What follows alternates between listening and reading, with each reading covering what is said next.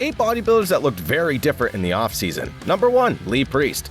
Lee Priest was one of the guys who got fatter in the offseason, but he always managed to show up in great shape in his competitions. Lee didn't like force-feeding his body, and he didn't eat a lot in the offseason. He says that you don't have to overdo the calorie intake in the offseason to maintain your muscle mass. Number 2. Jay Cutler. Jay Cutler was one of the bodybuilders who got a lot heavier in the offseason. He trained hard but gained fat in the offseason. Jay Cutler was around 290 pounds in the offseason. However, on stage, Jay Cutler almost always showed up in great shape. Number 3. Ronnie Coleman. Ronnie Coleman, one of the best bodybuilders in the sport's history, trained hard in the offseason. In the offseason, he weighed around 330 pounds.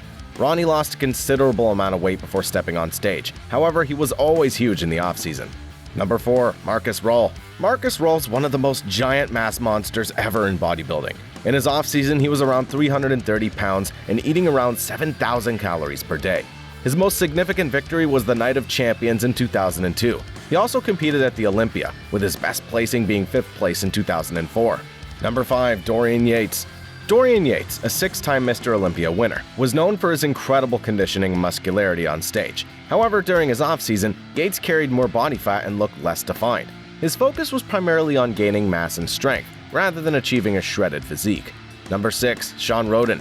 Sean Roden won the 2018 Mr. Olympia, dethroning former Olympia champion Phil Heath for the first time. What was interesting to see is that Sean isn't in great shape all year round. After his bodybuilding shows, he takes a break from bodybuilding. The difference is vast from his off-season shape to his on-season shape. However, this method's worked for him, and he's had a lot of success in the past decade. Number 7. Kevin Levrone.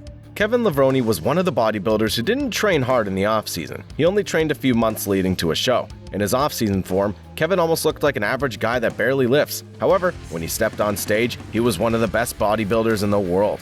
In his competitive career, Kevin placed 2nd in the Olympia 4 times. Number 8. Johnny Jackson. Johnny Jackson had a very successful career as a professional bodybuilder and powerlifter. After his bodybuilding shows, Johnny gained a lot of mass to maintain his strength. With that mass came a lot of fat as well. Johnny wasn't afraid to show the world his transformations. He won a few shows in his career, and his best placing at Mr. Olympia was 9th place in 2007.